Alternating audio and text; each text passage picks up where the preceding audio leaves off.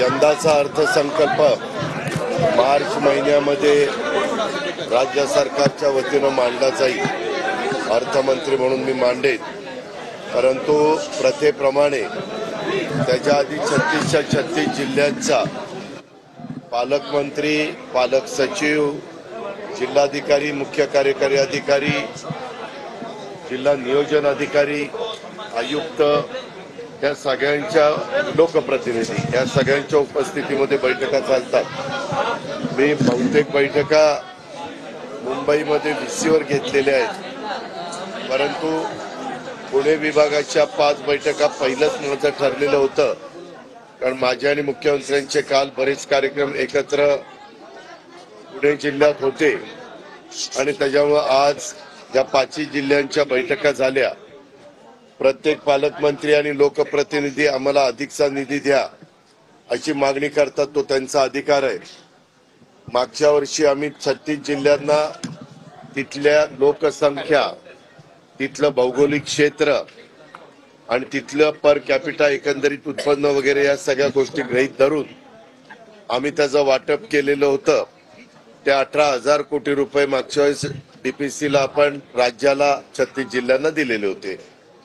यावेळेस माझा प्रयत्न त्यापेक्षा जास्त रक्कम देण्याचा आहे, परंतु अंतिम रक्कम मी मुख्यमंत्री महोदयांशी चर्चा करून ती ठरवीन आणि या सगळ्यांना सांगितलेलं आहे की मागच्या वेळेस दिलं त्याच्यापेक्षा अधिकचा निधी देण्याचा प्रयत्न आम्ही लोक निश्चितपणे करू, अशा प्रकारचा खात्री मी या सर्व सहकाऱ्यांना दिलेली आहे।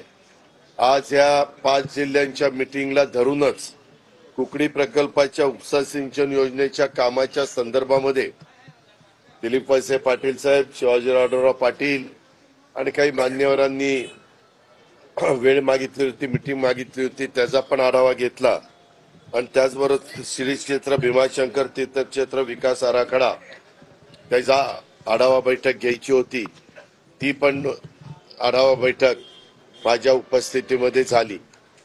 आमच्या जिल्ह्याचे पण, आपल्या पुणे जिल्ह्याचे अनेक जण उपस्थित होते, त्यांनी पण वेगवेगळ्या प्रकारे त्यांची मतं मांडलेली आहेत। अशा प्रकारे आपण ह्या जिल्हा वार्षिक योजनेच्या मीटिंग संपवलेल्या आहेत। पण अजून माझी नाशिक जिल्ह्यातले 5 नाशिक विभागातले नाशिक, जळगाव, धुळे, नंदुरबार आणि अहमदनगर हे 5 त्या ठिकाणी राहिलेले आहेत आणि थोडेसे विदर्भातले नाही, कोकणातले राहिलेले आहेत। मराठवाडा संपूर्ण झाला, विदर्भ संपूर्ण झाला, पश्चिम महाराष्ट्र संपूर्ण झाला आणि कोकणातले तेवढे काही राहिलेले आहेत। तर ते मी सोमवार मंगळवारी माझे ते सगळे आढावा बैठका संपतील।